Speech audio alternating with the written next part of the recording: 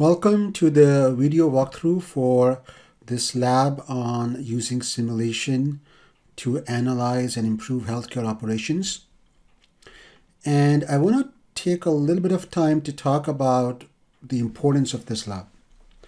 Now, when we simulate healthcare operations, oftentimes we have to deal with things that you may not have seen in your previous work on process analysis or the lab you may have done on process analysis, because in many situations in business, customers arrive randomly. And it's very easy to model random arrivals in any logic to simulate random arrivals. But in healthcare, in many situations, appointments are scheduled. And so that's the first thing. It's not random arrivals. Appointments are scheduled. But customers don't arrive on the dot. So if there's an appointment for 9 a.m., a customer may be 15, 20 minutes late, or a customer may be 10 minutes early. So there's what we call a jitter around the scheduled time. Customers can be early or late. And that causes, that is a little bit difficult or involved on how we model that with any logic. How do we model arrivals that have certain scheduled times, but the patient is going to arrive a little bit before, a little bit after. So we're going to learn that in this.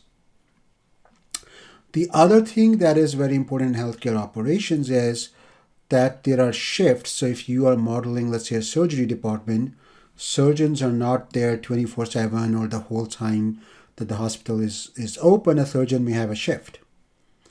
And then usually, if they're in the middle of the surgery at the end of the shift, they may stay to finish the surgery, but they wouldn't start a new surgery after the shift usually.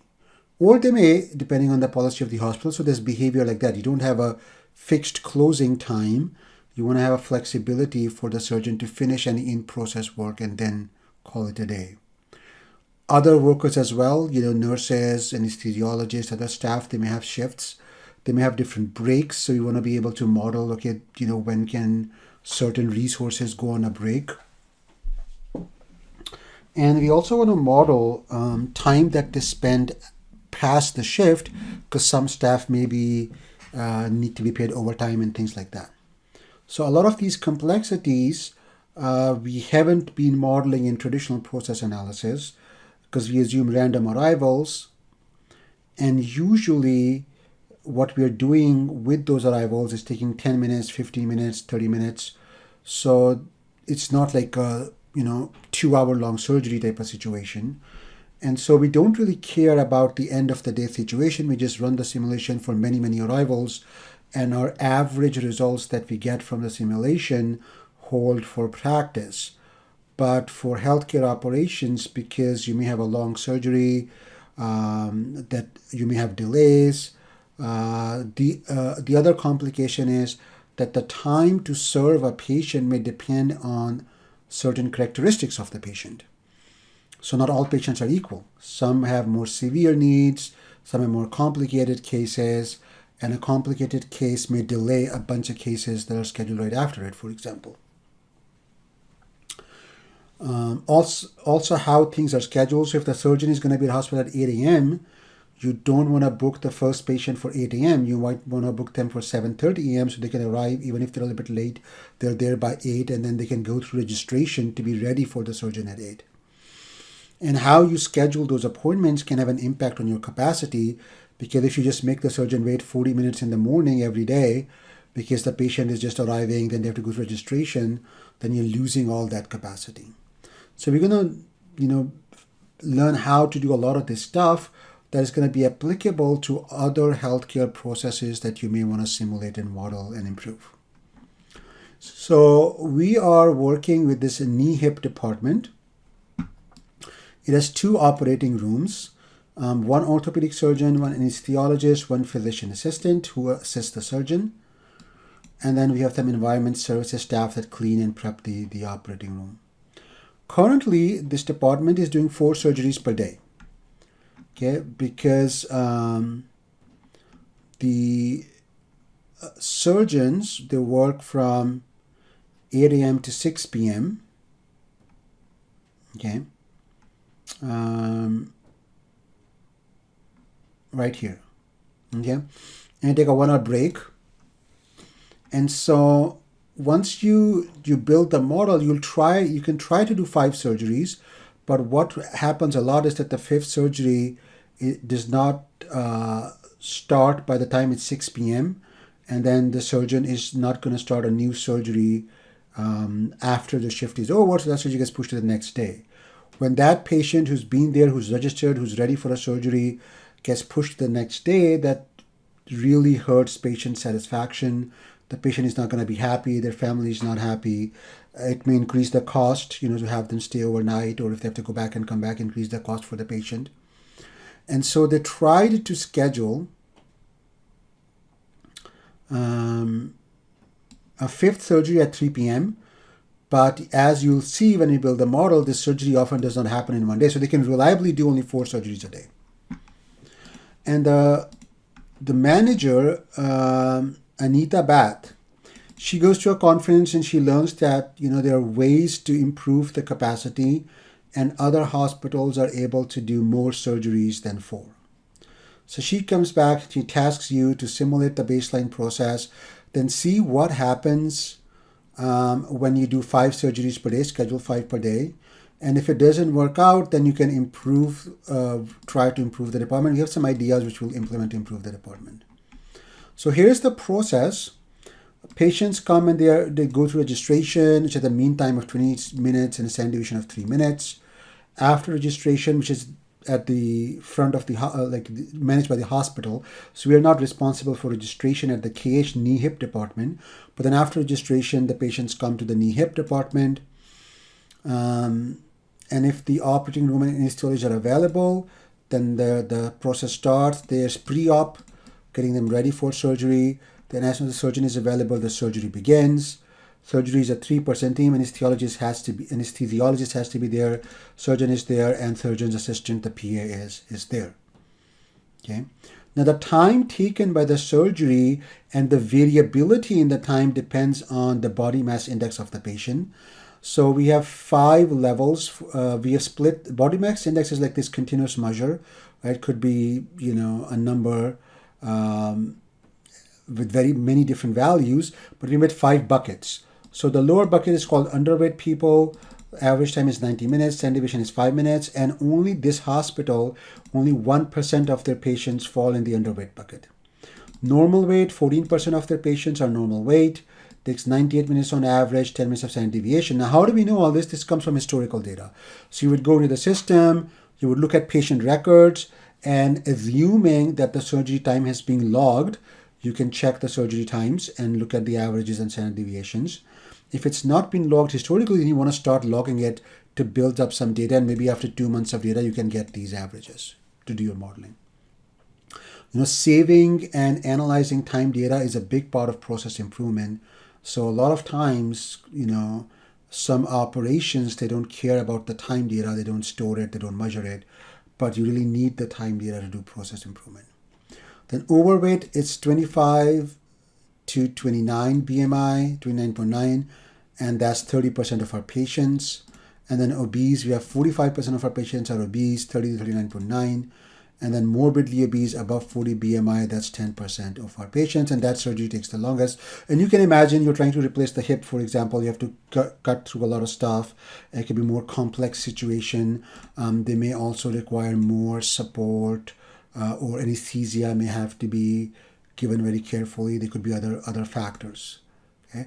But that's based on historical time. After surgery, the patients are released to the general ward. And so they're out of our system, so then we don't care about what happens to them after that. Obviously, they stay for some hours or a day, and then they're discharged depending on their recovery. What happens with our department is that the environmental services team cleans and sanitizes the OR and restocks the supplies so that the operating room can be ready for the next surgery. Now, while they're doing that, our surgeon and anesthesiologist can go to the second operating room and start the second surgery. That's why we have 2 operating rooms. Because if you only had 1 operating room, after every surgery was complete, it'd be a lot of time spent cleaning and getting that room ready for the next surgery, where the surgeon and anesthesiologist, who are expensive resources, would just sit idle. So to prevent that, we have 2 operating rooms. They do surgery in one, they move to the other room, to the second surgery, where this one gets cleaned, then they come back to the first one, and then the other one gets cleaned, and so on. So the EVS, Environmental Services, cleans and restocks the rooms. Okay. So we have to model this baseline process. There's a lot of data in here if you read it carefully. So first of all, we have to schedule, we have to have customer arrivals scheduled at these times, but customers arrive anywhere based on historical data from 20 minutes early to 30 minutes late. Okay, so if our customer is scheduled for 7:40, that customer may arrive at 7:20, or they may arrive at 8:10, or anything in between 7:20 and 8:10, at any time in between. Okay, so it's a uniform distribution from -20 to +30 around the scheduled time. Okay, the registration is open 24/7 because that is part of the hospital, not the knee hip department. The knee hip department only has, the employee scheduled from 8 a.m. to 6 p.m. So if the patient arrives before 8 a.m., they can spend that time getting the registration done and coming up to the knee hip department. And by the time they get to the knee hip department will be open at 8 a.m. ready to take them in. Okay. Then we have this table of data. Then we have, all these times, how long registration takes, how long pre-op takes. This is how long surgery takes. And all this data is given to you in this Excel file. Okay. And I'm going to show you. So we have this BMI table, okay, which has the surgery times and the proportion of the population. Okay. And then in our improvement step, we split the surgery into two pieces. The first part of the surgery where the surgeon makes the incision, goes in, does the replacement of the joint. And then at the very end of the surgery, you have to close up everything and bandage everything. And that part doesn't really require a surgeon according to, what we're trying to do. And we're saying a skilled PA can do that part. So surgeon leaves the wound closing, cleaning, and bandaging part to the PA. And this takes 40% of the total surgery time. Okay.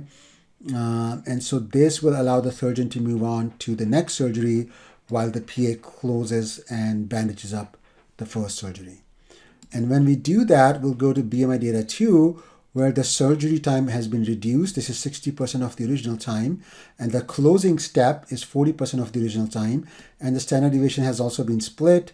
And this is the standard deviation of the surgery time. And this is the closing of the wound and bandaging. This is the time and the standard deviation here. Okay, so we'll use this data. Now, when we do go for the baseline model without this split, we have the appointments. There are 5 appointments possible, but we're only doing 4. And we're going to try the 5th one to see what happens. And then with the new process, we hope to be able to do 6 appointments in a day. So those are the times given to us. Okay. Now, I've created this column called cumulative probability. So if 1% of our patients are underweight, that's a probability of 0.01, just divided by 100.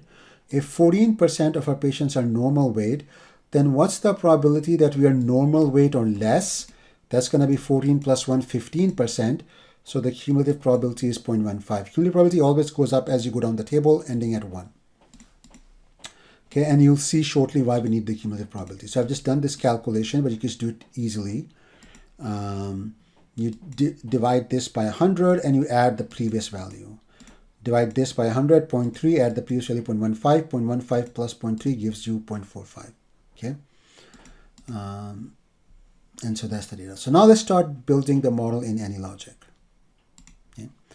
The first thing we're going to do is we go to File, New Model. Okay. I'm going to call it Lab 2 Model. And then you can call it whatever you want. And you can choose where you want to save it. And then the model time, you're going to do days, because you don't want to do seconds, because the lab tells us to simulate the model for 30 days. In real life, you would probably simulate for a whole year, like 365 days, or 250 working days in the year, or something like that, for all the working days in a year, to get statistics. But I think we can get reasonable statistics after 30 days. And I'm just doing a smaller number so that your model finishes executing faster. It doesn't need a lot more memory, because the more days you simulate, the more data you have to keep in memory. So if your laptop doesn't have a lot of memory, it still works. And just for these practical reasons, we're doing 30 days. But if you were doing it in real life, you'd probably do it for a whole year, or 250 working days in a year, or 260 working days in a year, something like that. Okay. So and because things take several hours, like lot of these surgery times, 90 minutes is 1.5 hours. So you either want to keep the model time units to be hours or days, and I prefer days, because if you're running it for 260 days, I think it makes more sense than to do it by hour. But it doesn't really matter that much, because you can specify the times in minutes for the different steps anyway, or hours. You don't have to specify everything in days. It'll do the conversion. Okay. So it doesn't matter that much. You can also change it later. And so let's start that. So that's our blank model. Now on the left, if you click on projects, you can see the Lab 2 model. If you click the Lab 2 model here, right here, you can change the model time to hours if you want. We're going to start with days, but if later on you want to change it to hours, you can change it to hours. So that's not a decision that you can change. You can always change it right here. If you go to projects, click the name of your project that you just created. It opens the properties here. If you don't see these properties, you can just go to view, view projects to enable projects, and then view properties. So if you click this project that we just created, the properties show you the model time units or days. Then you go to palette to start building stuff. And here I want to set the zoom to 200% so you guys can see clearly. Okay.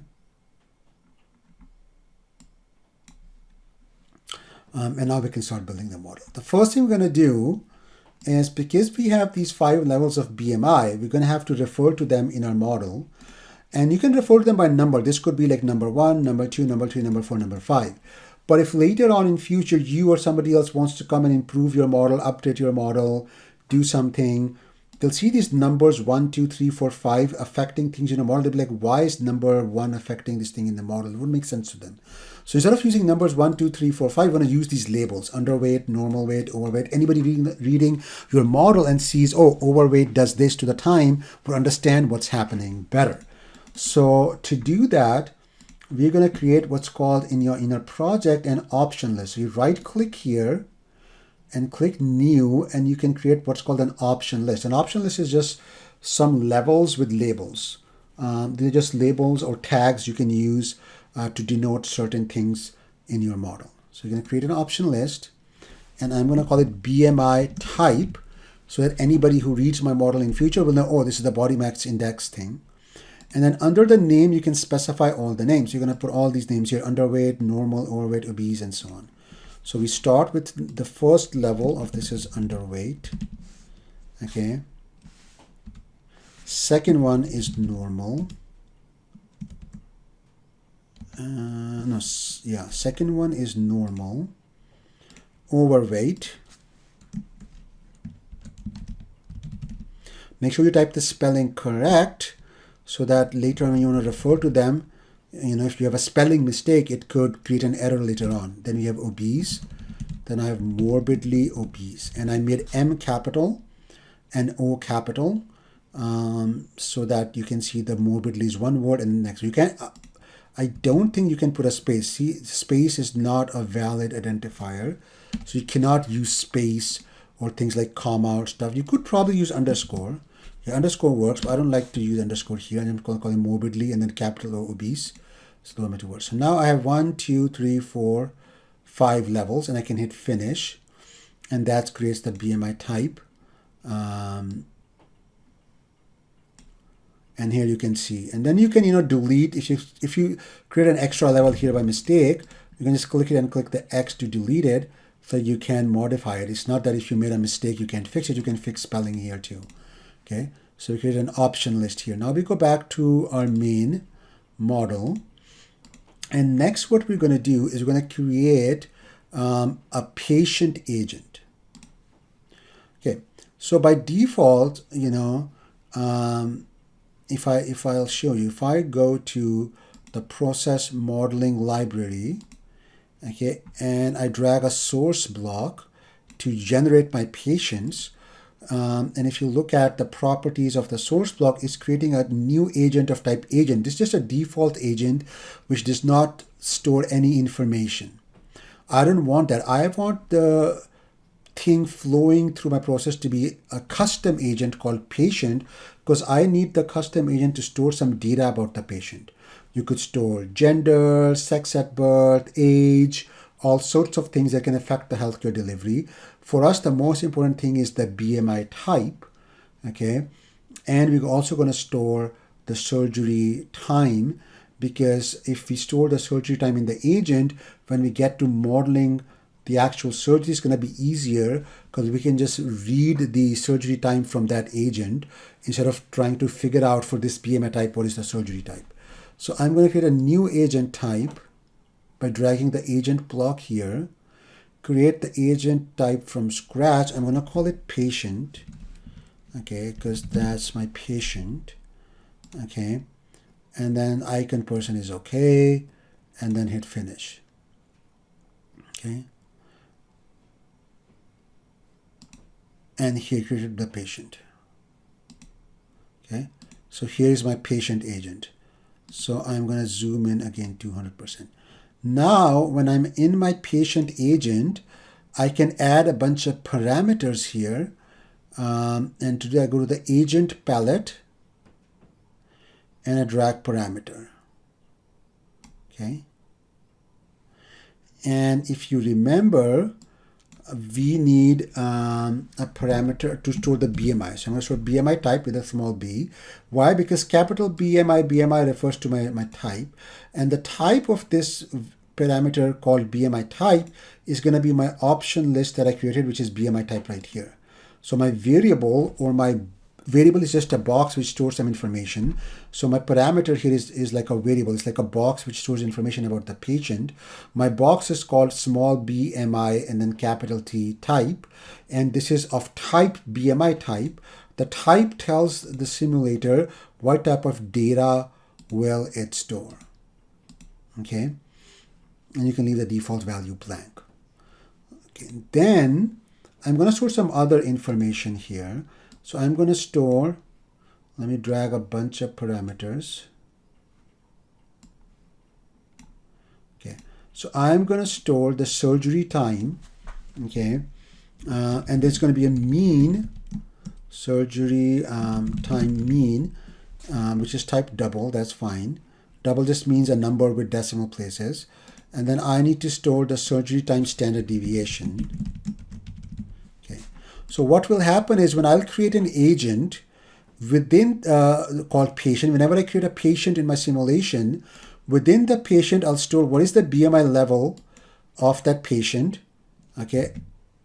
And actually this can be called BMI level if you want instead of BMI type.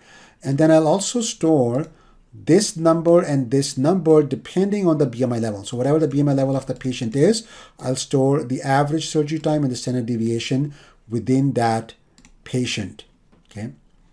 I also want to keep track of how long it takes for the patient to get through our surgery. So I'm going to write start time to store the time that we start the patient arrives at the knee hip department. And then I want to store the end time where the surgery is over and the patient can leave the knee hip department to go to the general ward for recovery and so on. And then this difference between the two will tell me what was the throughput time, how long did the patient spent in my knee hip department, okay? And I'm also gonna do one more thing just to make sure to test, you know, when you're building a model, you wanna make sure your model is correct. So I wanna save, and I'm gonna print it out. I wanna save the arrival date time, okay? And this is gonna be of type date. Here, so that I know, and a date object also has time, like it'll say this date and this time, because I want to check if my patient schedule is part of the logic is working. that not all my patients are arriving at random times during the beginning of the day, that my appointments that I'm using, patients are arriving within plus minus, 20, minus 20 to plus 30 minutes, within some buffer of that. So this is just to debug my model and to print out the arrivals so I know that my scheduling, my appointment scheduling is working or not. So if you're a little bit OCD like me, you can just line these up properly so they're not looking like randomly placed. This can be close, they're just related. This can be close to this.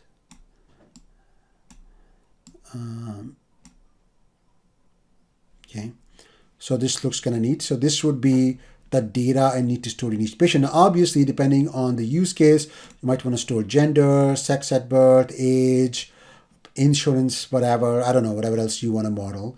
Because in some medical procedures, the age or the sex at birth might matter, and certain checks need to be done for certain people. And if that is your process, you can store all that information in your agent, the patient agent. Okay. Now in the source block, I'll go and I'll select the agent type, the new agent, to generate a patient. Okay. So I don't want this to output regular agents. I want it to output patients. Okay. Now we're going to figure out how do we use this block to release patients based on appointment schedule. So we can't have patients arriving based on some rate. We're going to actually, you could do an arrival schedule and then you choose a table, okay? And you can have tables. In your database section of the model under projects, you can create a new table, and then you can refer to that table here to have arrivals based on appointments listed in the table. But then patients will arrive at that exact appointed time. That's not realistic. Like in real life, patients don't arrive on the dot on their scheduled time. They arrive a little bit early or sometimes late or sometimes very late, right? So you want to model that real life behavior because that's going to affect your capacity. If all patients arrive on time, that's going to be an ideal case, but that's not realistic. Okay, so if you do arrival schedule, it'll make the patients arrive exactly on time. So we can't do that. What we're going to do is we're going to say, okay, you don't worry about it. I'm going to tell you when to release the next patient by calling inject function. Inject means inject from the source block into the model a patient. And then I will build the logic elsewhere which will look at the table with the schedules and then call inject on the source block to create and release a patient into the system. So I'm just telling the source block, you don't worry about creating patients. I'm going to call the inject command to tell you when to release the patients in some other place in my model. You just wait for inject to be called. When inject is called, you create a new patient and you release it into the system. Okay. Now, what the source block does have to do is when it creates a new patient, it'll create all of these, it'll fill these boxes, these variables or parameters, with just the default values, which are empty. So the patient will have no data here. Okay. So what we do want to do is when the patient is created, okay, when the source block creates a patient, we need to fill out these values. Okay, so you have to pick a BMI type based on this probability distribution. Okay, which percentage of patients? So if 30% patients are overweight, that means there's a 0.3 probability that the next randomly generated patient should be overweight. If 45% of patients are obese, that means there should be a 0.45 probability that the next randomly generated patient is obese. So what we're going to do is we're going to roll the die in the source block when we create the patient. And then we're going to look where the die falls, what type of patient to create, overweight, obese, normal, underweight, things like that. And then we're going to set the surgery times based on this type here. Okay. So I'm gonna give you these code snippets. I'm gonna upload them with this lab, and you don't have to type everything, but I'm gonna explain the code that's gonna go into on at exit. Now this actually is a really important point. In the source block, on at exit, any code that you put here is run while the patient or whatever agent that you're creating is still within the source block. So as soon as the patient leaves the source block, the code at on at exit has completed modifying that patient. If you do it on exit, it will run the code after the patient leaves the source block. So if we have not set the if we are setting the BMI type and the surgery time after the patient leaves the source block, the next block may be trying to read the BMI type to do something, and then that's not set because the code is still running. So that can create a lot of errors. Actually, it's a very common mistake for people. And even if you use AI and you tell AI to help you make this analogic model, AI will often make this mistake. It'll tell you to put the code to set the properties of the patient, these properties, in the on exit field right here. But that's going to create a problem because the code would not have finished running while the patient is at the next block, and the next block is trying to use these parameters, these properties, and they're not already set because the code is still running. If you do on at exit, that makes sure the code completes running and then the patient leaves the source block. So when it gets to the next block in your process, all the properties are set. Okay, so we're going to take the snippet one. Let me show you. So this is the code snippets file I'm going to share with you. This any line which starts with this symbol means it's a comment. It's just for humans. Not the code. The executor is not going to run these lines. It's just comments. So code snippet one says in the source block on at exit, put this code. So this is the code. So we're going to put this in the on, copy it, and just come to the source block, go to on at exit and paste it. But we need to understand this code, right? Because we need to be able to modify it, use it for our purposes. Okay. So the first thing it does is of the patient, it sets the arrival date time property, okay, to the current date time by calling this function called date. So date returns a date time object, which is going to be saved here. And this is going to work because if you remember in patient, for this property, we set its type to type date. If you left it as double, you may get an error saying you're trying to force a date time object into space for just a number. So this has to be date, okay? Then this code will work. So the first line, all it does, it tells the simulator, any logic, give me the date and time right now, and I'm going to save it in my agent, which refers to the patient I just created, arrival date time property. The name here must match the name here. If you called it arrival DT or arrival something else or whatever you called it, that has to be the exact same spelling, exact same capitalization here.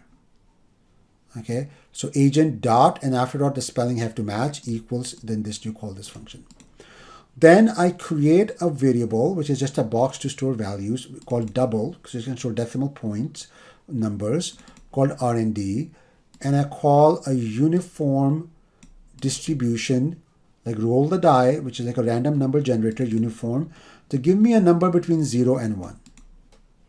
Okay, and I store the results of that rolling the die, generating a number into R&D. Now I'm going to check.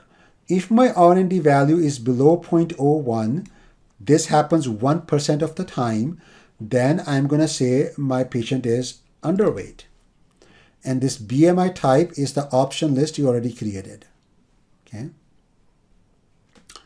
And then underweight people, the surgery time is 90 and the standard deviation is 5. How do I know? This data is given in the case. Underweight people, 95, and then 1% of the patients must be underweight. So 0.01. 1% of the time, the R&D variable will be less than 0.01. Now, 15% of the time, the R&D variable will be less than 0.15. So if it's not this case, then I check if it's less than 0.15, and then I will get this case, because if it's not less than 1%, but it is less than 15%, then it's the second 14% right here. Because between 1% and 15%, I have 14%. Okay, so I check with 15%. If it was bigger than 0.01, but less than 15%, else if less than 15%, I come here and I create a BMI type normal, and I save it to BMI type. Again, the name BMI type must match here. And this statement works because this BMI type is a BMI type variable. The type is set to the option list, this option list you created. That is why I can save this option list levels values into this. The BMI type is my option list I created right here, so I can store the option list values into this property. And if you are a type normal patient, then your surgery takes 98 minutes on average with 10 minutes of standard deviation. Now I need to pick 30% because 30% people are overweight. Okay, now between 0.15 and 0.45 lies 30%. That is where this cumulative table comes in. The cumulative probability table, this column right here, tells you the cutoff values to use for a uniform random variable between 0 and 1 to generate these things. So why? Because between 0.45 and 0.15 is a duration of 30%. So if you are bigger than 0.15 but less than 0.45, you'll end up right here, because you'll not get here unless you're bigger than 0.15. And then if you're bigger than 0.15, then this if condition will run. And if you're less than 0.45, you come here and then you create an agent type overweight with these times. And on and on. And then the last 10% is morbidly obese, which if you're bigger than 0.9, you're in the morbidly obese, the final 10%, because the max value is 1. So between 0.9 and 1, you have 0.1, which is 10%. You would create a morbidly obese patient with these surgery times. Okay. We're not going to set the start time right now because they have to go through registration, which is not in our control. After registration, we will think about setting the start time because we want to measure the throughput time in our surgery department. We are not trying to measure the throughput time outside in other departments of the hospital. Okay? So it's a good time to save your project so that everything is saved so you don't lose anything. You can make this small again.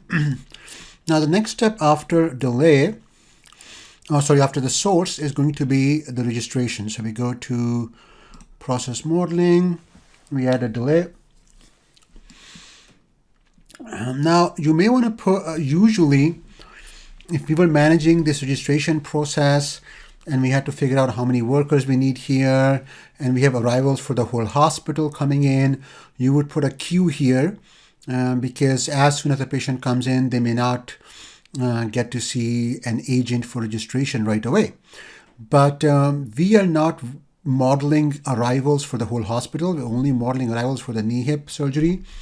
And so the waiting time is part of this 20 minutes. 20 minutes plus 3 standard deviation, that's all registration takes for our purposes because we are not interested in modeling this part of the process. We're saying, okay, the only reason we have this 20 minutes here is because we want to figure out when does the patient get to us and when to schedule the appointment. And so we know that once the patient arrives at the hospital, after about 20 minutes, they're at our department, at the surgery, knee-hip surgery department. So we're just going to put a delay here. Now, if we were managing, trying to optimize the registration process, looking at arrivals of all sorts of customers, and the registration time varied by the type of patient, we would do a lot more stuff here. Okay, so really how you model depends on the research, on the question you're trying to answer and what part of the process you're trying to improve. So we call this registration. Okay, and we know it's normally distributed with a mean of 20 and a standard deviation of 3. All right, so what we're going to do is we're going to go to the agent section and plop some parameters here for the model. And these parameters will save these values because what if in future registration time changes? Okay, this is registration mean.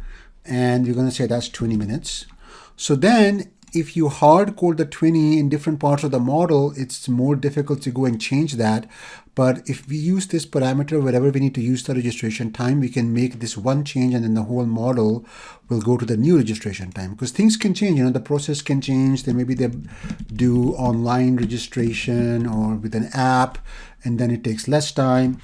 So the standard deviation is 3. So inside this block, we want to delay in minutes because that's 20 minutes and we're going to do a normal distribution with registration mean, comma, registration standard deviation, STDV. These are the parameters, right?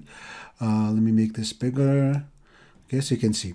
Now, this is fine because with the mean of 20, standard deviation of 3, there's basically no chance that we can generate a negative number because you'll be generating a number plus minus 3 standard deviations.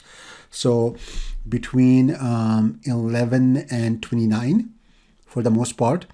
But if the mean is not that far from 0 compared to the standard deviation, let's say the mean was 10 and the standard deviation was 3 or 4, then there is a chance that you might generate negative number of delay sometimes. And a negative delay does not make sense. You can't go back in time and speed up a customer, right? So what you can do is you can pass a minimum and a maximum value to this normal function, and then that would make sure that the values generated are between the minimum and the maximum value, but otherwise between the minimum and the maximum, they follow the normal distribution.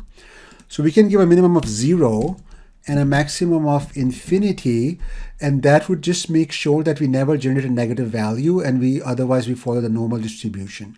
So this is very commonly done with the normal distribution to make sure that you don't generate negative values when you're using the normal distribution to generate times, because you can't have negative time. Okay, and so here we don't need it, so you could just do normal with just 2 parameters, this and this, and delete this part right here. But I'm just going to leave it here so that you learn this technique that if you are generating times using normal distribution, you don't want negative times, so you can do this in any logic. Okay.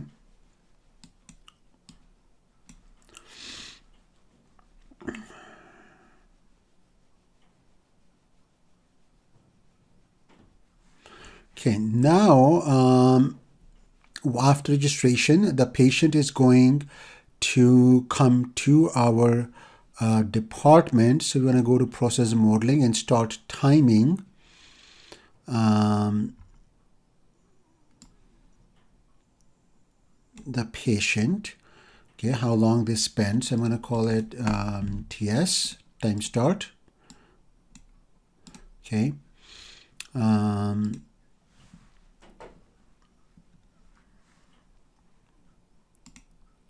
If I go to my code block, I wanna see what type of patient has arrived, because I want to make sure my source block is generating patients with the right probability distribution, you know, which is like 1% should be underweight and so on. So I can add in presentation, I can add some text to print out what sort of patient has arrived. So I can add 4 text blocks, and then I will set their text based on the agent properties. Okay.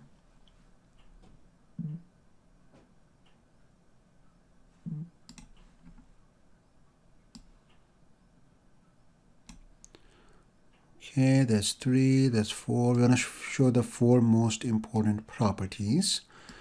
Okay, so the first one, I'm going to name this one agent underscore BMI type.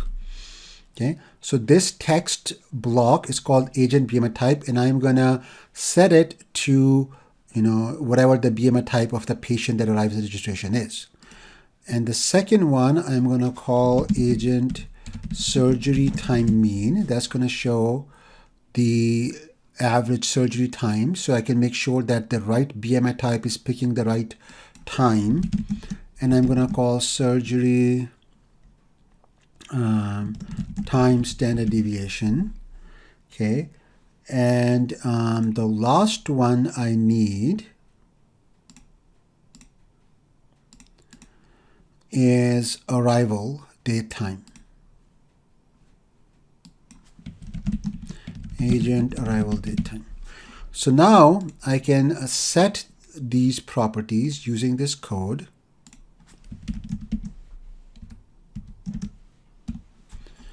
So I'm just gonna make the names match up. So I'm gonna copy paste this code snippet 2 into the on enter of my registration block. So what this is going to check is it's going to print this stuff about the agent that entered registration, and that's going to help me make sure that the source block is generating the right patients. Okay, so I assign these text blocks using the set text command, the properties of the agent. So I can see them printed here when I run the simulation. Okay. Also, when I start the time, I'm gonna save the time in the agent in the patient's start time. So I want to keep track of the time myself. So I go here and on enter, I just save the current time into the start time property of the patient. Okay. Now I need some resources because I am gonna have the patients go to, the other thing I want to do with registration is, now if you look at our appointments, okay, even with the jitter of plus minus 30 minutes or minus 20 plus 30 minutes, no two patients are going to arrive at the same time. Because we don't want them because we don't have a queue here. If two patients arrive at the same time, there'll be a problem. There's no place for them to go. So I'm just going to set the capacity here to 2, or you can say to 3, 4, whatever high number, to avoid a queue building up here, because we are not modeling the registration process. Again, as I mentioned before, we're assuming patients spend 20 minutes in the queue or registering whatever, and then they come to us. So we just want to keep track of the time. And so that's why we have this block here. Set the capacity high enough that you don't have any queuing here, because the queuing is part of the delay time. We're not trying to model the arrivals queue, because we are not modeling the arrivals of all people into the hospital who need the registration. Because there are other patients coming to the hospital, not for surgery, who also need registration. So we're not modeling all that. So you can set the capacity to just to be safe, that worst case of the patient, if you were to change around the appointment time so that two patients did arrive close to each other, and with the jitter they arrive at around the same time, then they could both go into registration, and we don't have a collision here because there's no queue for them to wait here. Or you could just add a queue here too. Or you could just keep this to 1 and just add a queue here. Either way, this just makes sure we don't have any problems when the patients start coming in. Okay. Okay, so now we go to process modeling library. We create our resources by using resource pool. So we have the first one we're going to call operating rooms. Okay. And then we have another one. Where did here's resource pool.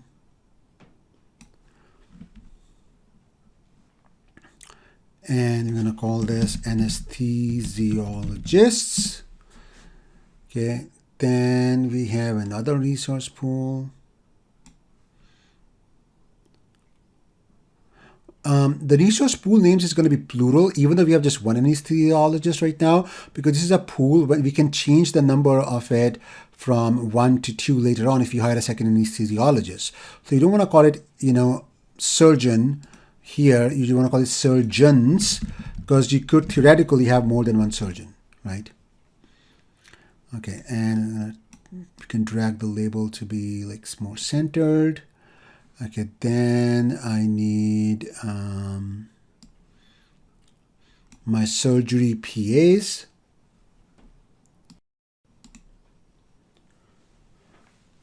Okay, so after I created my surgery PAs resource, all of these resources, other than the operating rooms, the anesthesiologist, the surgeon, and the surgery PAs, they all work on a shift. They work from 8 a.m. to 6 p.m. shift, and they take a lunch hour break.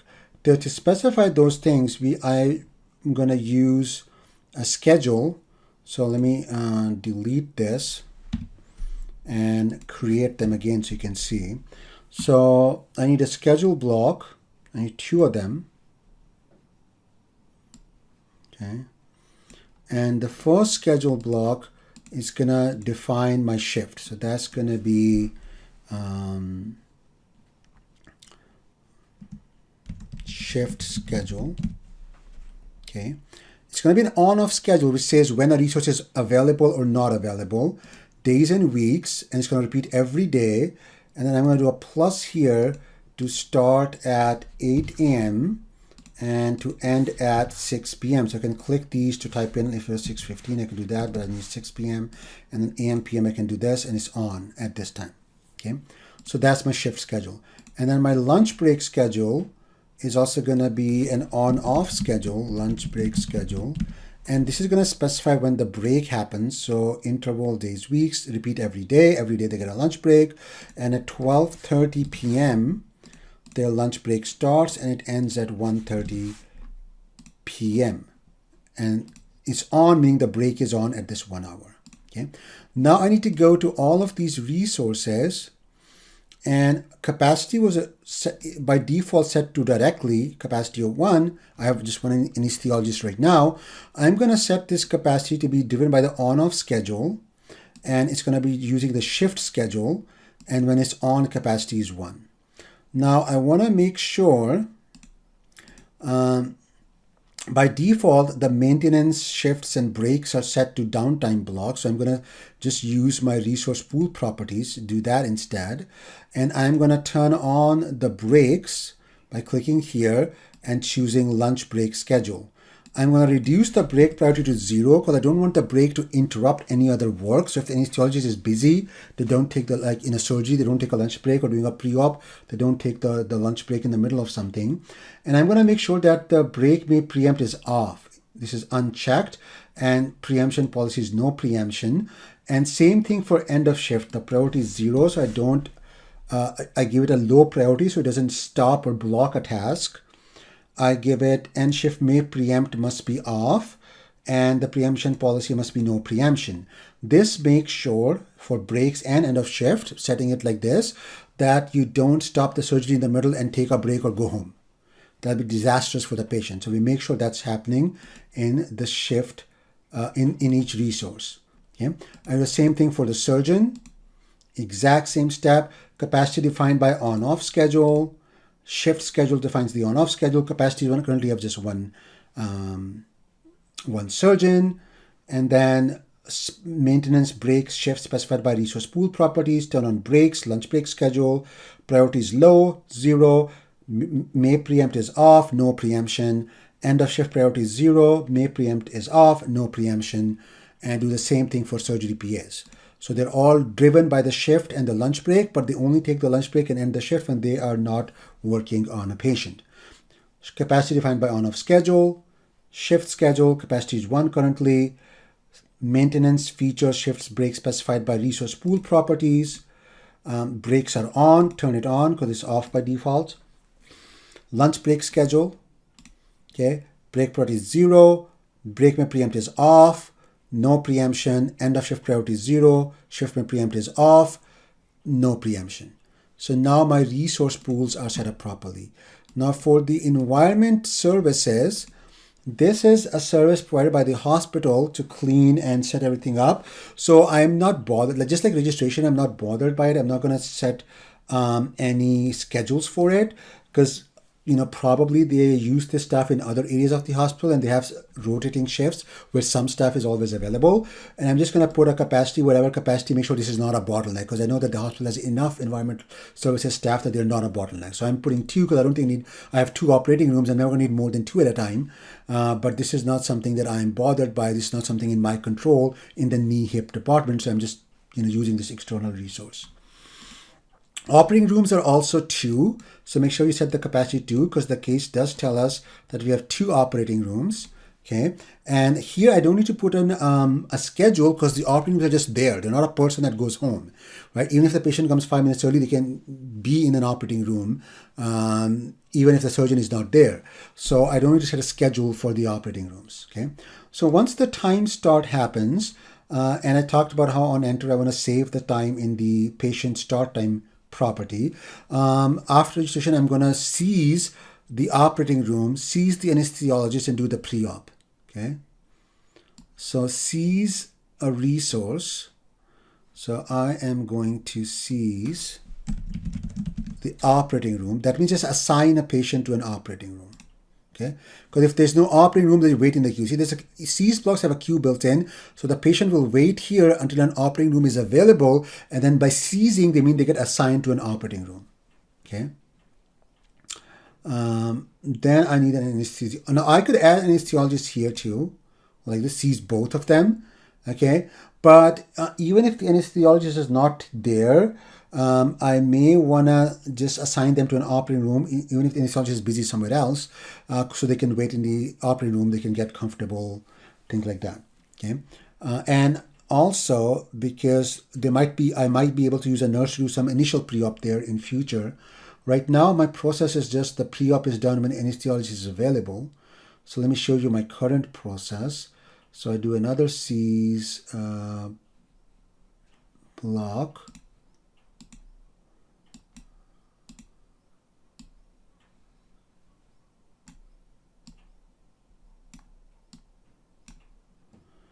Okay, and I C's ANS, anesthesiologist. Okay, and then I have a delay for a pre-op. Okay, so this is pre-op.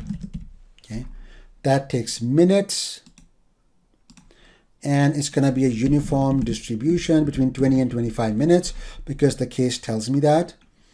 If I look at my process, the pre-op uniformly distributed 20 to 25 minutes is what the pre-op takes. Okay, but I don't like to hard code stuff, so I'm going to drag two from the agent palette. I'm going to drag two parameters, call them pre-op min, put it to 20, and then call this one pre-op max, put it to 25, default value. Okay, so now here I'm going to do uniform pre-op min, which is 20, and pre-op max, which is 25. Because in future, maybe we are able to speed up the pre-op, and I want to change the pre-op time. I can just change them in the parameters here without worrying about where else in the code I use these values. Now, why am I seizing OR and nurses, anesthesiologists separately? I could just seize multiple resources in the first seize block. I could actually do a plus here. This is more for future flexibility because I feel like I should be able to split the pre-op. Anesthesiologist is an expensive resource. So I should be just able to grab some nurse and do some initial pre-op and then seize an anesthesiologist and then do the remaining part of the pre-op. And maybe that will free up the anesthesiologist more. But current process in the case is not telling me that I can do that, so I'm not going to keep it for future. But that's an improvement we could do where we do an initial pre-op without anesthesiologist, and then we do an anesthesia pre-op after we seize the anesthesiologist. So in that case, you want to seize them separately because you're going to do a step in between. But in our case, we are just going to do the whole pre-op once the anesthesiologist is there. Then make sure this is minutes. The pre-op capacity should be set to 2 because you have 2 operating rooms. And in theory, if you have more anesthesiologists in future, you could be doing 2 pre-ops in parallel. Right now, because you'll not be able to do a pre-op until you get the anesthesiologist, and there's only one anesthesiologist. You can do one pre-op at a time. But for these procedures that happen inside operating rooms, the capacity is limited by these resource pools, and so you want to set the capacity of the delay block to the same capacity as your operating rooms. You might even want to drag a parameter here called num operating rooms. Instead of hard coding too, you might want to call this num or, right? So you could do something like this. Call this one num or, number of ORs, and this needs to be an integer, just a number in decimal places. There's 2, and then here everywhere you could set the capacity to be num or. Okay, and so you can then change the number of ORs here and it changes them everywhere. Okay, and then pre-op will also have the same capacity as number of OR, so everything matches up. Okay. And then this is set to 2 because we have 2 operating rooms. So this has a capacity of num or, and this has a capacity of num or. Okay. But right now we won't be doing one pre-op at a time because we only have one anesthesiologist right now. Right. The capacity right now is just 1 when the schedule is on. Okay. Okay. So once we do the pre-op, we can grab the surgeon and the surgery PA and do the surgery. So if we go to the process modeling library, we can grab the service block, which combines seize and delay together, because we're going to do a seize of the remaining resources. So that's going to be the surgery. Okay, and we're going to seize a surgeon, and we're going to seize surgery PA, one of each, and we want to do surgery in minutes, and this is going to be normal distributed, as the case tells us, agent dot surge time mean and agent dot surge time standard deviation. Okay. The time the surgery takes, I don't have a fixed time. It depends on the agent, the patient I'm processing. So the patient has these properties, surge time, mean, surge time, standard deviation is set by the source block based on the BMI level. So based on the BMI level, these properties are set. So I can use that number saved inside the agent to determine how long my surgery will take. Now, there's no chance that if the surgery mean is 98 minutes, there's no chance you're going to generate a negative number. But I'm just in the habit of putting these limits 0, infinity to make sure my normal distribution does not produce a negative number. But you don't need this really. You can just delete that and just do normal agent.surge time, agent.surge time standard deviation in minutes. Okay. And so that's the surgery. Okay, now after the surgery is done, okay, the anesthesiologist stays for the surgery. Then after the surgery is done, the environmental services has to clean up the room. But before they do that, we can release some of the staff, because if the surgery is finished, the surgeon doesn't need to be there. So I'm going to grab a release block that okay,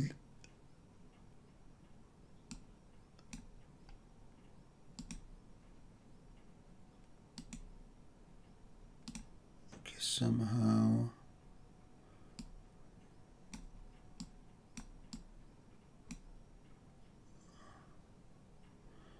Okay, my things got messed up. My UI got messed up. Anyway, so I need a release block, okay, to release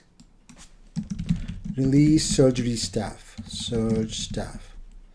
And I'm not going to release all the resources. I'm not going to release OR yet because OR is still in use. It all needs to be cleaned. I'm going to release, not all seized, all resources in given seized, all seized resources from given pools. I'm going to pick that and I'm going to specify which pool. I'm going to release the anesthesiologist, surgery is done. I'm going to read the surgeon and the surgery PAs. I'm going to release these people from this agent, this patient. So this patient no longer needs anesthesiologist, surgeon, and surgery PA because surgery is done. And the patient is going to go back to the ward. So patient is going to be released. So now that the patient is done, I can measure the time end. Okay. I'm going to call it TE. Okay. And I am going to add some code there to save the time. Okay. So let me drag the label on top here. Okay. So we want to see some statistics about the time taken by the patient throughout our process. So what I'm going to do is I'm going to eventually make a histogram. So I'm going to take histogram data block, okay, and I'm going to call it TPT data for throughput time data, TPT data, okay. And then I can save in the time end block the time taken into this data set and then make a histogram. So this is going to be the code snippet given to you, code snippet 4.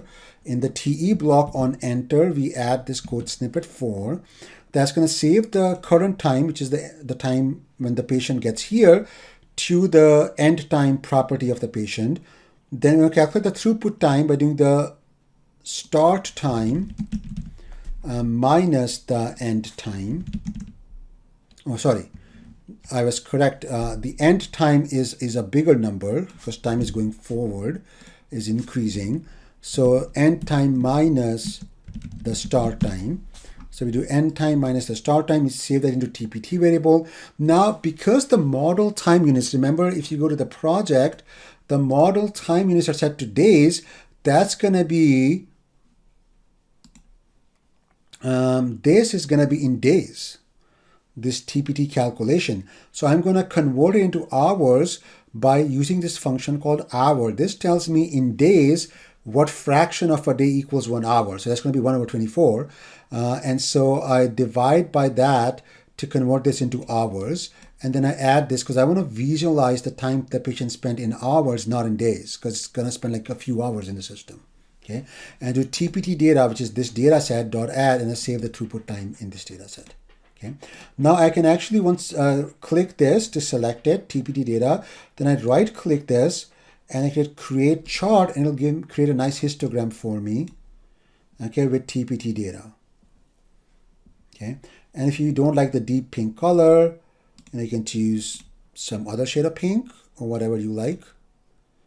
Okay, whatever you want. Color choice is up to you. Whatever colors you guys prefer. Okay, this is kind of okay for me. Okay, and this one I can call it throughput time. Okay, that's my chart, and I wanna title it properly, throughput time. Okay, and it's going to use this TPT data set. So it's a very easy way to make a histogram. I think it's an easy way that you add to the, you drag a histogram data object, you just add to the object using the add command, the throughput times, and then you right click it and create chart, and makes a nice histogram for you instead of trying to do it, some other way. You could do it by calling the t.distribution function, but I feel that this is a cleaner way to do it, because if you want to save this data, then you have the data saved. You can give it a command to save this data and export data out of the any logic to do more analysis on it, for example. Okay, so that's why I like this histogram data thing.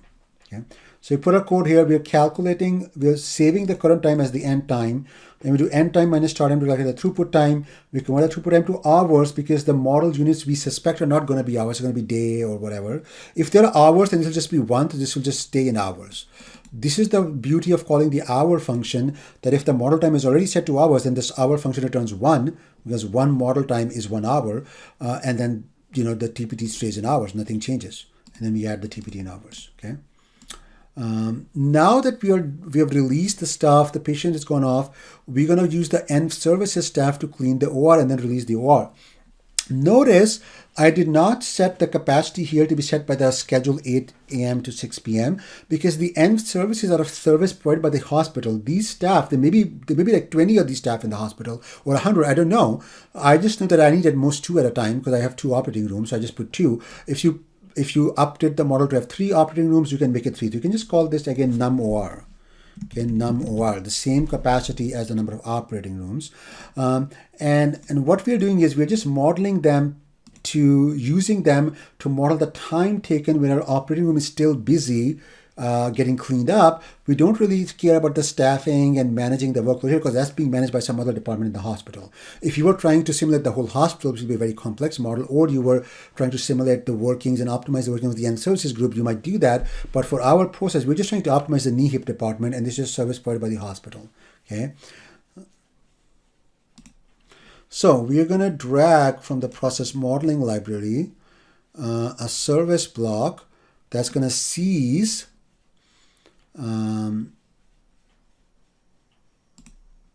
end services. Just seize 1 at a time because you need 1 to clean 1 OR. That's going to be env OR.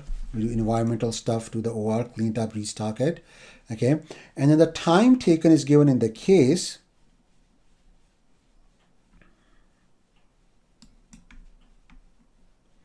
$40 minutes standard deviation of 5, so it's normally distributed. Okay, so we can do normal. Okay, and now we need those parameters, and this is going to be in minutes. Okay, so now we need those env parameters. So from the agent palette, we drag a parameter and we call it n processing mean, and it can just be an integer or double, doesn't matter, 40 minutes. Okay, and then we drag another parameter, and that's going to be the standard deviation of the environmental processing of the OR, meaning cleaning and restocking. Standard deviation, that's going to be 5. And we can make this double 2, just keep the default. It should work both ways. Okay, and then here, when we go to this step, our time taken is going to be n processing mean and processing standard deviation. Again, if we reduce the cleanup time to something like 10 minutes with a standard deviation of 5, this could generate like negative numbers. So I like to make sure put 0 infinity to make sure this never generates a negative number. Because when you call normal with 4 parameters, this is the min value, this is the max value, this is the mean, this is standard deviation. Okay, that's how the function works in AnyLogic. In Excel, it wouldn't work like that. This is AnyLogic. Okay. And then I want to release the OR and this end of services staff or any stuff that's left. So I go to my process modeling library and I do another release. And this is going to be release env and OR and all seized resources of any pool. I just want to release everything now. Okay, just release everything now. Okay, but basically I expect to release the env and OR. Okay, and once that's done, I can just do a sync. My process is over. Okay, that's the end of my process. Okay. So that is my whole model. The only thing that left is, if you remember our source block, we set to calls of inject. This it's not going to generate any patients unless inject is called. And we're not calling inject anywhere in the model. So we have to do that. We have to set events. An event will trigger in the morning that will set up timers to create patients at different times of the day according to the appointment schedule. So to do that, we're going to use this Excel file which has these appointments. We're going to get this data into AnyLogic. So I'm going to show you how to create a table in the database and get data from Excel into AnyLogic. It's a very important skill. Okay, so you need to close the Excel file. If the Excel file is open, AnyLogic fails to read it for some reason. So make sure the Excel file you're going to get data from is closed. You go to your projects. Good time to save it. So this is our project. Go to database. Go to new database table. Import database table from Excel. Here you choose the file. This is my file. Okay, it's going to open it. Now here it'll give you an error if the file was open in Excel as well. So you have to close Excel. Now I just need the appointments data for now. Okay, and I'm going to use appointments too in future, so I can grab that too. Appointments too. Because if these tables don't show up, you have to click this button. Okay, sometimes they show up automatically, but if you like pick the file, like you pick this file, and they don't show up here, click show tables. And yours might be called sheet 1 if you didn't name your Excel sheets properly, but this is the file I give you. I don't need the BMI data. I've already put that in my code. I just need appointments and appointments too, and I hit finish, and it gets these tables. And now I can use this table to set my timers to have a patient arrive at 7:40 plus minus the jitter, the minus 20 minutes and plus 30 minutes early or late. So I can use this table data now in my code. So I'm going to add an event, okay, from the agent library, and this event is going to set timers to inject patients at certain times. So that's going to be your daily scheduler event, okay? And to because this is going to run at the beginning of the day, okay?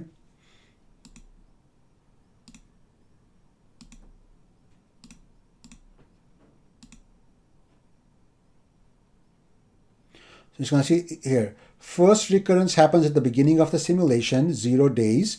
And then every 1 day it recurs. You want to do it cyclic. It's a cyclic event. So it happens every day because each day it's going to set the timers for the patients arriving that day. Okay. And then because you need to set multiple timers, like 5 timers or 4 timers, depending on your 4 patients coming, 5 or 6, whatever patients coming, those timers are called dynamic events. You're going to set a dynamic event, and this is the one. The daily scheduler will create dynamic events to set up timers for your patient arrivals. So I'm going to call it the patient arrival timer. Okay. So in my daily scheduler, I can go to my code snippets and I can copy paste code snippet 5,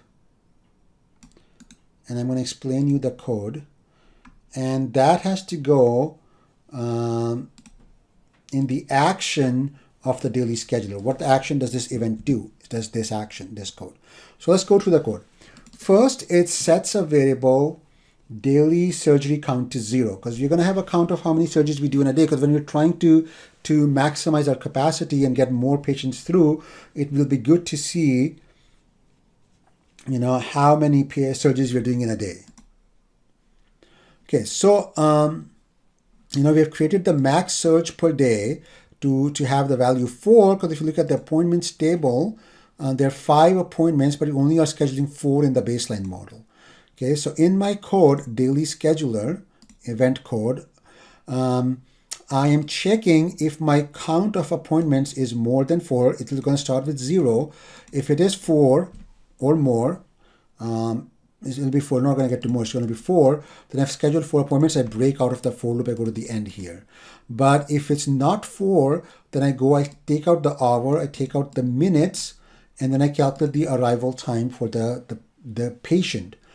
And I have to convert the hours and minutes into the simulation time, which is in days. So the way we convert it is, it says hour times the hour function, which is going to convert this into days. And the minutes times the minute function is going to convert this into days. This tells you that 1 minute is what fraction of a day is 1 minute, what fraction of a day is 1 hour. You multiply by those fractions going into a day. So this arrival sim time becomes a fraction of a day.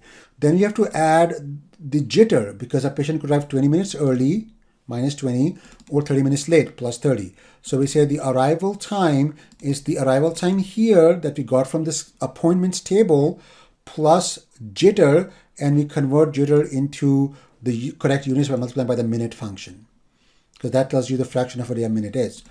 And that gives you the arrival time of the patient in the model's units, which is days.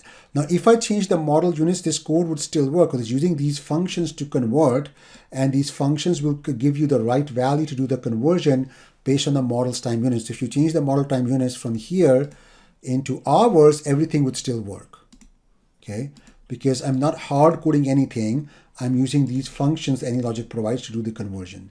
And then I do a create patient arrival. How do I know it's called patient arrival? Because I call this patient arrival. This dynamic event, whatever the name is, you type create underscore and then the name of the dynamic event and give it the time. This will create the patient at that time by calling the inject function in the source. So I'm creating a timer. Now I've created a timer for the first appointment, so I increase my counter by 1. And then next time in the loop, my counter will be 1. 1 is still less than 4, so it'll do the second scheduling. Then it'll make the counter to be 2. Then 2 is less than 4. It'll schedule the third patient, make the counter 3. 3 is less than 4. It'll schedule the fourth patient, make the counter 4. Now 4 are done. Then say if 4 is bigger than or equal to max search per day. Yes, it is equal to max search per day, which is 4. So it will just break out of the loop. Okay, and then it will not do any more scheduling. So if I change max search to 5, it will go to the 5th patient as well. Okay, so patient arrival is the timers I set. When the timer happens, when it's the alarm clock runs, it needs to call the inject function to generate for the source block to create a patient and do the actual work. So code snippet 3, you put it in the dynamic event to call the inject function on the source block. So you go here on action, you put in code snippet. You'll get all these code snippets in this file. So you'll get this file with all these code snippets. Okay, this will call the inject function with 1, because each timer needs to inject just 1 patient, because for each patient I have a different timer. Okay, and then when it's called, and the source, because this block is called source. If this was called entrance or something else, then this would be called entrance.inject. Okay, and then the source block, when the inject is called, it'll run this code to create the patient and push the patient to registration and so on. Okay, so if I've done all these steps, we should be working. So we have an error. Okay, so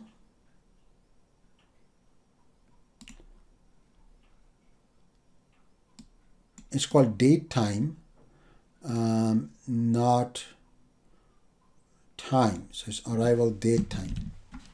Okay, that's a mistake because this is setting this text block, which is called arrival date time, agent underscore arrival date time, and so the code has to call arrival date time. So let me just, if this code is correct, I need to update my code snippet. Yeah, this code compiles, so I need to just put this in the code snippet to make sure my code snippet 2 is correct.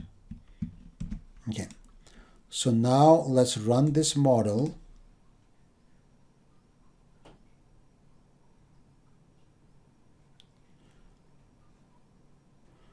Okay, so we had an error.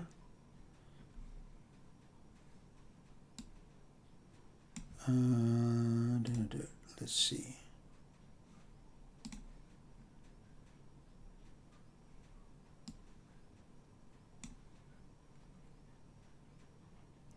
Oh, okay, so I missed something. Whenever you have a time start block and a time end block, they have to be linked. So in the time end block, you have to specify that the time end is linked to this time start block. I've forgotten to do that. So hopefully now our model runs. Okay, I think it's your throughput time is running. You can just do this to run as fast as possible. Oh, I didn't put a stop time, so it's still running. Look, it did so many days. So I need to go actually to my model, go to simulation main.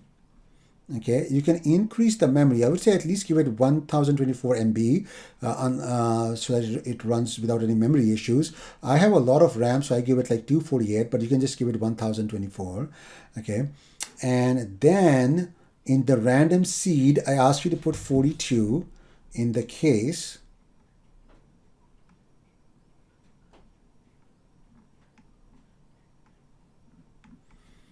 Look at any logic tips. So you use a fixed seed value of 42 and we need to run it for 30 days. Okay, so model time. Stop at the specified time, and once you are at 30, and it's going to be 30 days because the model time was set to today, so that's going to be 30 days. So now if you run the simulation, we should stop after 30 days because that's when you need to calculate the statistic for 30 days. So you can see operating room is being used, anesthesiologists are being used, surgeons being used. This is a throughput time averaging around 3 hours. Okay, and I'm saving my times. You can see the patients coming normal, obese, overweight patients coming in.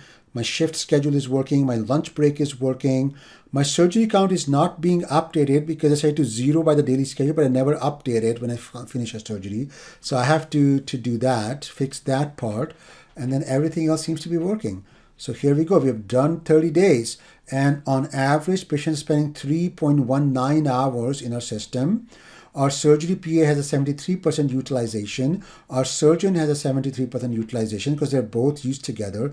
And for this has a 5% utilization. You might say this is too low, but that's fine. They have to clean other stuff in the hospital too. This is a hospital provided service, so they are managing that. Operating room 32% utilization because I have only one surgery team. I only use one room at a time for the most part. Only when the room is being cleaned, I use the other room too. And then my anesthesiologist is a very high utilization. In the case I tell you, if any staff has a more than 85% utilization, they have a chance of a burnout, and so that might be happening here. So we have to maybe look at that. But this is my base case data, and if you look at the case, it says when you do the base case, okay, you need to do a screenshot showing successful run, comment on if anything addition of above 85%. You need to have a throughput time, stats, and utilization of all resources. Okay, so what I'm going to do is I'm going to fix the daily surgery count, and I'm going to add these utilization bars here for my key resources, and then rerun it to make a screenshot nicer, and then I can take a screenshot. So we're almost there. Just going to fix a few things. Okay, so I have to fix some things. So when the surgery is finished, I need to update the daily surgery count, And so I added this code snippet that we need to put in on at exit of the surgery block. So we select the surgery block, go to on at exit, and we add this code. We update the daily surgery count. It's going to be reset at the beginning of the next day by the event scheduler. And then I set this surgery status to when the surgery is finished. Okay, I need to do one more thing. I'm not currently factoring in the overtime the surgeon might be doing. And because the surgeon, anesthesiologist, and the surgery PA are all released at the same time currently, I just need to do it for the surgeon, but we can do the same thing for the other resources as well. So what I'm going to do is I am going to go to the palette, go to analysis, and drag a data set in to keep track of this data. Okay, and in this data set is called surgeon overtime stats. So I need to call it surgeon overtime stats. And then whenever a surgeon is released, I can go here on release, that is done with the surgery. I can check if the shift already ended. If the surgeon was released after the shift was ended, then the time between the end of the shift and the release time, that's the overtime. Because if the surgeon is released and the shift has not ended, then there's no overtime, right? The shift ended at 6 p.m. So whenever a surgeon is released before 6 p.m., there's no overtime. Only when a surgeon is released after 6 p.m., let's say released at 7 p.m., then the overtime is 6 p.m. to 7 p.m. or 1 hour. So I can put in a code here to do that. That's my code snippet 8. That's going to go on the on release of the surgeon's pool. To any surgeon that's released, we first check if the shift is on or off. Okay, get value is if the shift schedule value is false, that means the shift is off, it's past 6 p.m. Then the scheduled end is the time, get time of value for the shift schedule will give us the most recent end time, the 6 p.m. of this day. And then the overtime is going to be the current time minus the scheduled time. And I divide by the hour to convert into hours, because this time is going to be in days because the model time is set to days. So the hour is just for conversion. And then I add it to this overtime stats, and I can examine this to see, on which days how much was the overtime for the third. And I only have one surgeon, but if you had multiple surgeons, it will, each surgeon that's released with overtime, it will add another row to that. Okay. And so this would keep track of the overtime, which is important for me. The other thing I wanted to do, I fixed the daily surgery count by adding code here to update the daily surgery count. Now I need to just see the utilization of my resources. So the easy way is to do a bar chart. So you drag a bar chart, you make it horizontal, and you want to make it go up and down. So it's using up most of this space. I don't like a lot of white space. And then I can make it smaller because that was too big. Okay, so this thing I can call my utilization for the different resources. Okay, so let's give it a title. This is the let's do the anesthesiologist. Anesthesiologist's utilization. Okay.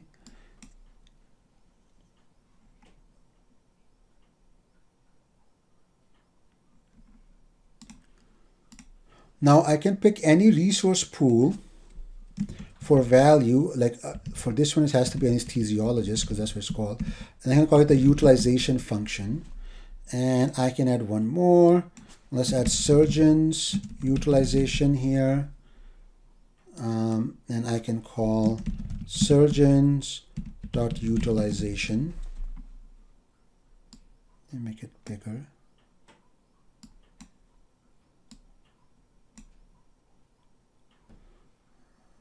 Okay. And let's do surgery PA with the same place. Surgery PA's utilization.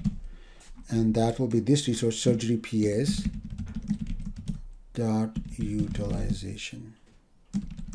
Okay, and I don't like this color that much.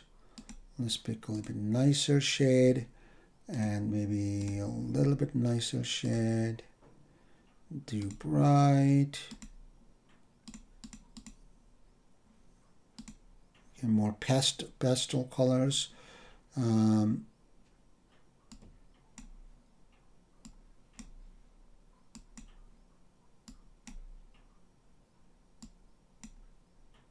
Okay, so that should give me the utilization: surgeons, anesthesiologists, and surgery PS, and that's the name of these resources. And then I can do another one.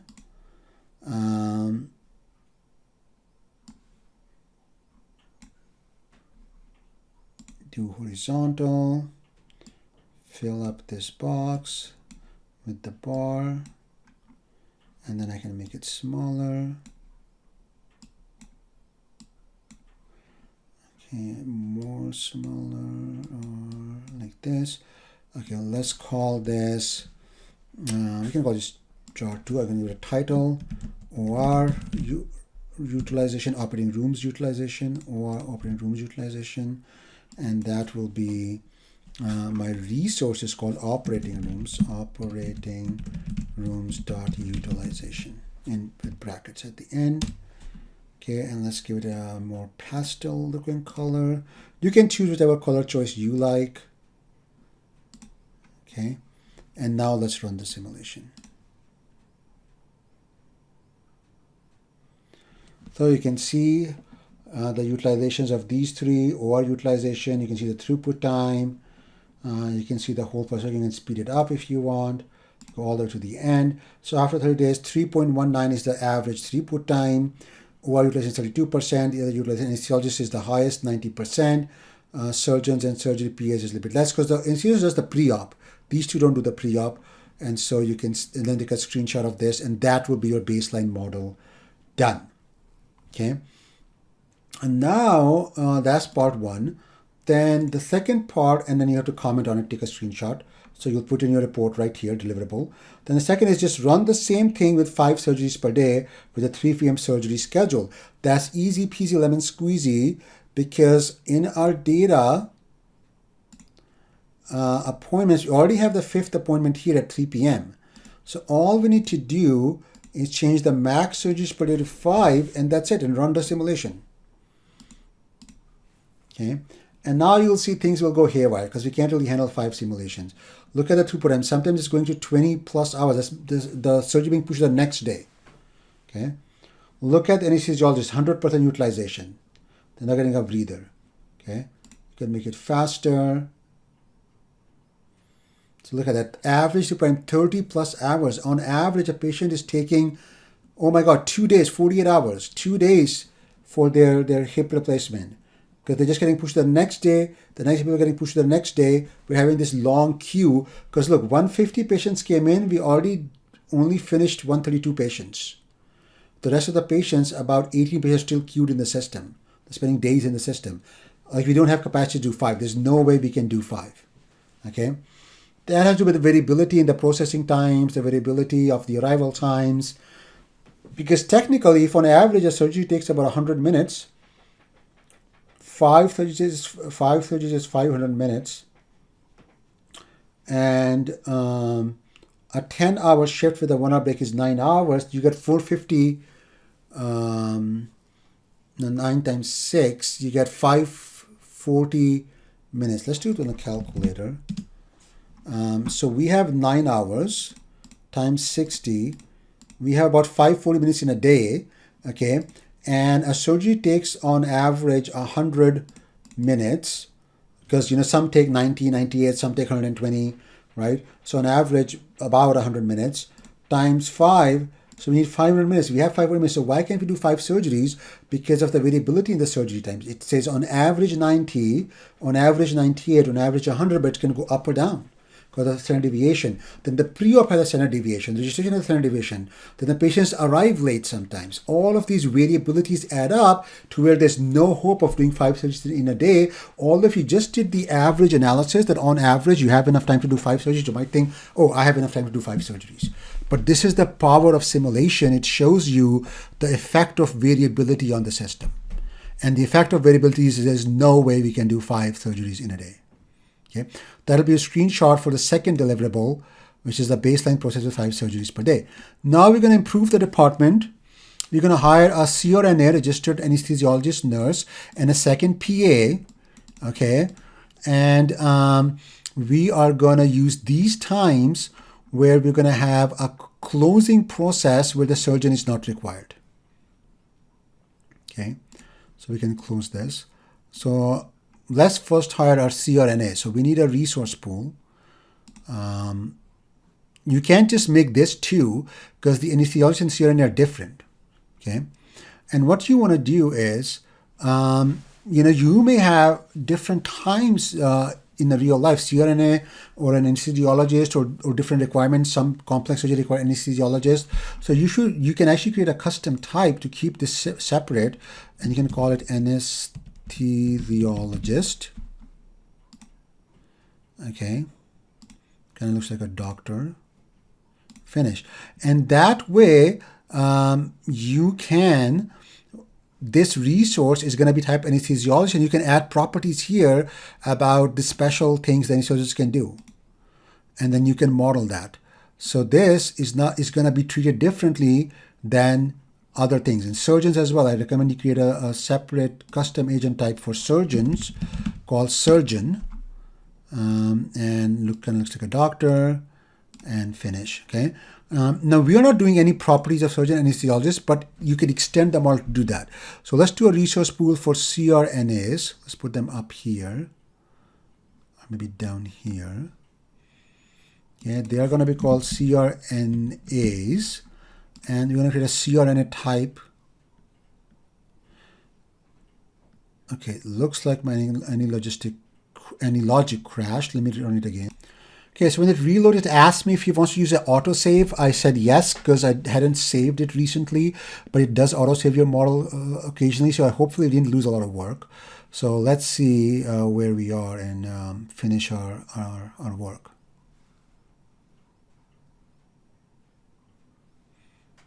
Okay, so it looks pretty good. Can close the welcome screen. This is the model I'm working on. Okay, so let me set the zoom to 200%. You can set a zoom lower depending on your screen resolution, whatever zoom works for you. Okay, so I didn't anesthesiologist, did it create a separate type?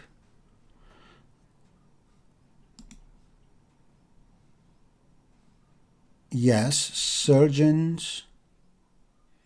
No, so this is where we're create a custom type surgeon. And we don't need it right now because we are not really having separate properties of surgeons or saving any data for a particular surgeon. But it's good to do it that way so that when you do need to extend the model, you can. So now we need to go to resource pool, hire us CRNAs. Okay, they're going to be based on the on-off schedule, and that's the shift schedule, capacity 1. Let's save this and now try to do CRNA type a custom agent. This would be very useful if CRNAs took a different amount of time than an anesthesiologist, or some surgeries like overweight patients or obese patients they prefer to have anesthesiologist versus CRNA or something like that. If there were differences between them, then it helps to model the resources with their own agent types, so you can store data in those agents and use that in your code to do different things. Okay. Now we did the shift schedule, the lunch break. So that's going to be resource pool properties, just like before. Breaks, they need a lunch break too. Lunch break, priority low, may preempt is off, and no preemption. Okay, same thing for end of shift, may preempt is off, no preemption, capacity, priority is low. So the same thing with the other resource pool. Okay. Then we go to seize anesthesiologist. We want to tell it to seize anesthesiologist, but if the anesthesiologist is busy, to see CRN instead. So alternative resource sets is selected. We can do another add list to get another resource pool, and here choose CRNAs. This is very different than adding CRNAs here. Okay, because if you add CRNAs here, it's going to pick both of them. It's going to select one anesthesiologist and one CRNA. So this will select a team. I don't need a team. I need just one of them. I need to delete this. I need either a CRNA, either an anesthesiologist, or a CRNA. So anesthesiologist is my first choice, and then my second choice is a CRNA. When you create with the add this button two separate groups, it just or it's just this or that, whichever one is available. It's going to pick that one. Okay, so we hired a CRNA, just one, and then surgery, we hired an extra surgery PA to do the close, so that if a surgery PA is doing a closing, surgeon can take the second surgery PA, do the second surgery while the closing is happening on the first surgery. So surgery PAs are going to be two now, because we hired another surgery PA and we had a CRNA. And now we need to break the surgery into two parts. There's going to be surgery, then we're going to release the surgeon, do the closing, and then release the surgery. So here we're going to release just the surgeon. So it's going to be release surgeon. Okay, and we don't release the anesthesiologist. We don't release the PA because they're going to be closing the wound. We just release the surgeon. And then we're going to do the closing part of the step. So move all this over. Patient is still with us, so time end will be after that. And now we need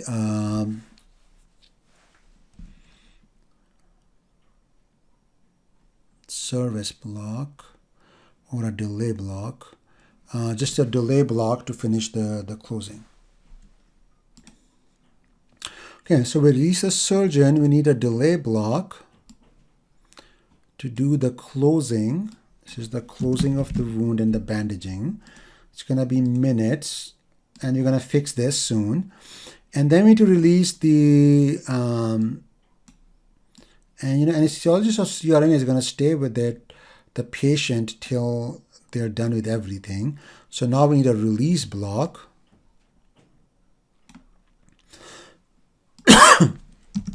Release other surge staff, release surge staff. Other than the surgeon, and this is gonna release any anesthesiologist we have, or we may have a CRNA and any surgery PA we have, not the surgeon. Now I put CRNA here because we could have had a CRNA. We will have only one of the two will be there, but it's specify whichever one you have, release that and release the surgery PA. Okay, and here we just release the surgeon. Okay, now the time for the closing has to be saved in the patient agent, not just the surgery time. We have to have more parameters, because if you look at our case, our data table expanded. So we have this and this, sorry, this to save, and then you save this and this all in the patient. Right, this is a typo. It should be closing. It should be surgery average. Oh, I hate this AI stuff. Wait. So this is the average time for the surgery, standard deviation, then average time for closing, and standard deviation of the closing. So ignore these. These are incorrect. Okay. This column is surgery average, surgery mean. This is surgery standard deviation. This is the closing mean. So if you look at the total, it's the same. It was 90 minutes. 54 per 36 is 90 minutes. So I had 90 minutes before. It's just been split into two steps. And this is the closing standard deviation. Okay, so I'll fix the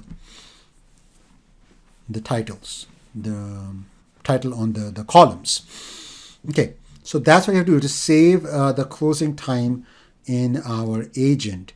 So if you go here, we need two more parameters from the agent palette. Okay, that's going to be closing time mean. Okay, and then we're going to have closing time standard deviation. Okay, and now we need to go to our source block and change this code And because we're going to go for 6 appointments, we're going to read the other table, not the appointments table, but we're going to now read the appointments to table, which is times for the 6 appointments. And we're going to try to run the 6 appointments through.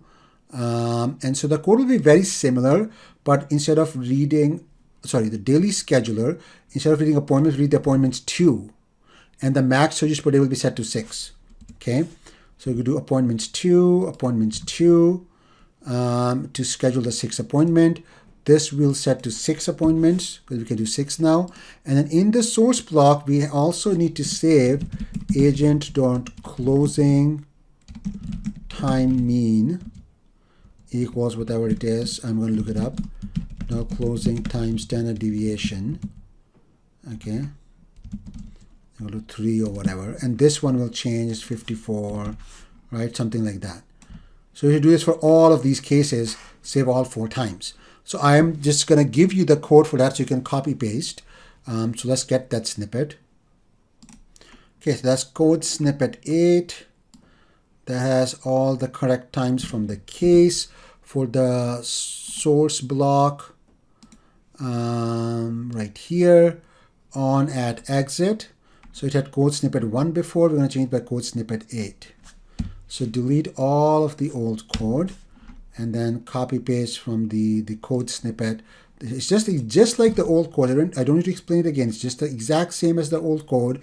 The only thing is doing it is surgery and closing time is doing that because now we have extra properties in our patient because we've split up the surgery.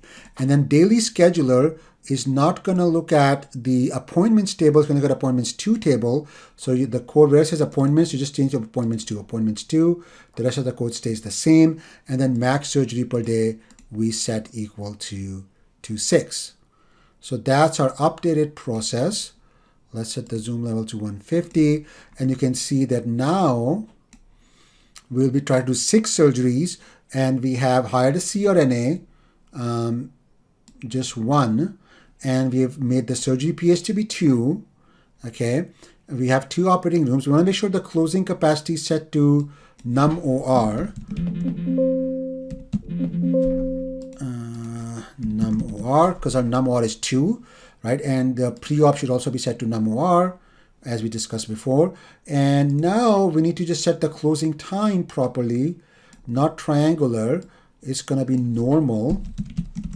0, infinity, agent.closing time mean, and agent.closing time standard deviation for minutes. This is exactly the same code as the surgery one, where we're using the surgery time, okay?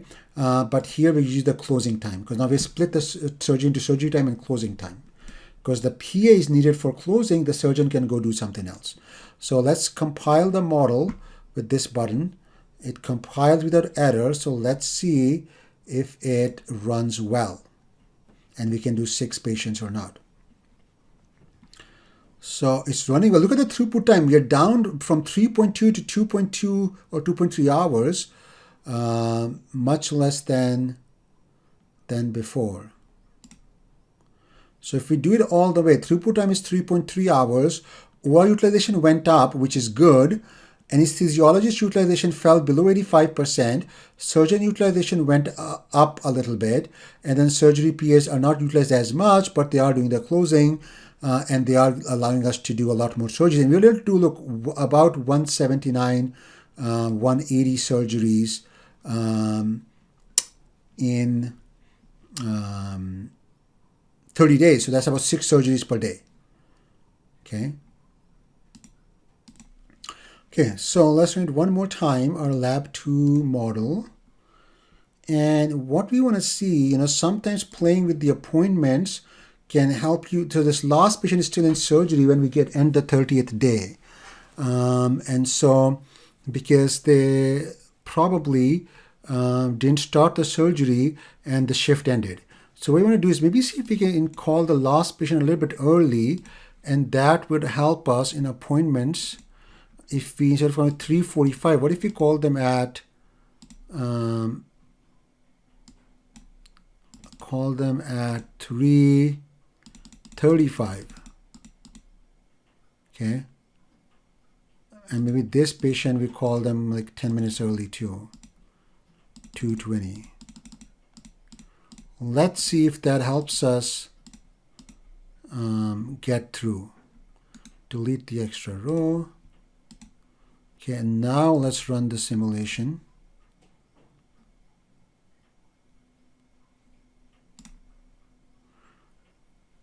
Same, we're able to do about 6. We do 179 surgeries in 30 days. That averages to about 6 surgeries a day. And very rarely do we get a patient that has to be bumped to the next day, right? And so it looks to be working well.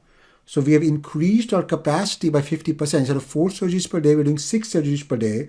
That's a 50% increase in revenue for the hospital. Our utilizations are good. Anesthesiologist is not getting burnt out. Okay, we didn't have the CRNA utilization. So let's add that here. Okay, so CRNA utilization. And you want to compare it to the anesthesiologist. So you want to move it up. Coral is fine. And that's going to be CRNAs dot utilization. Okay, you want to show that. That's required. And you want to make this bigger to get the 4 there. Get all the labels out. Okay, let's do that.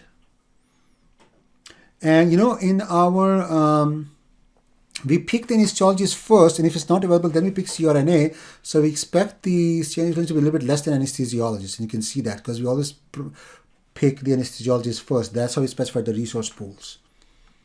Okay. Okay, let's speed up.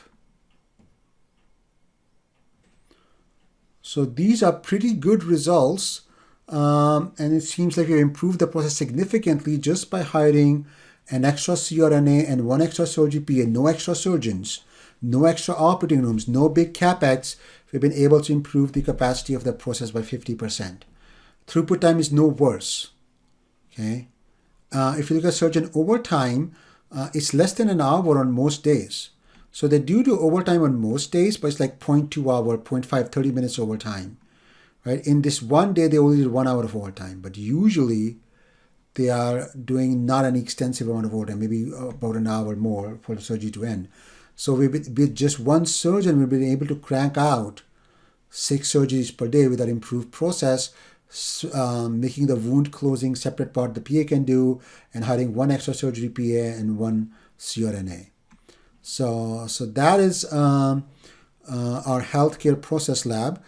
There's a lot of code in this lab because we want to model reality in a real way where patients have appointments, scheduled times, but they arrive on and off.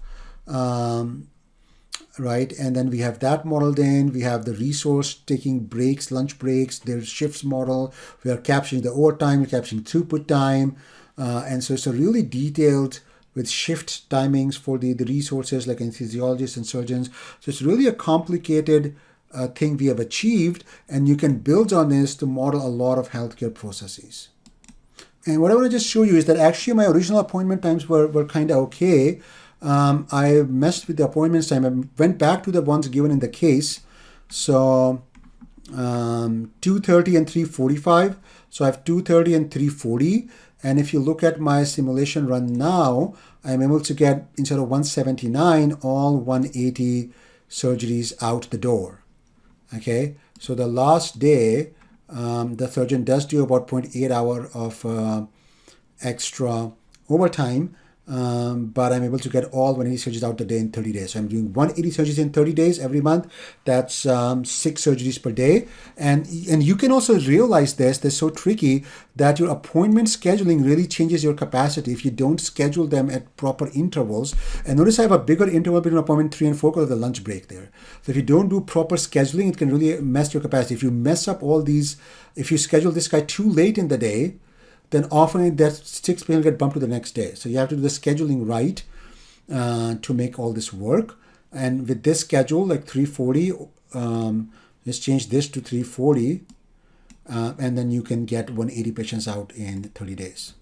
And then you can take a screenshot of this beautiful picture.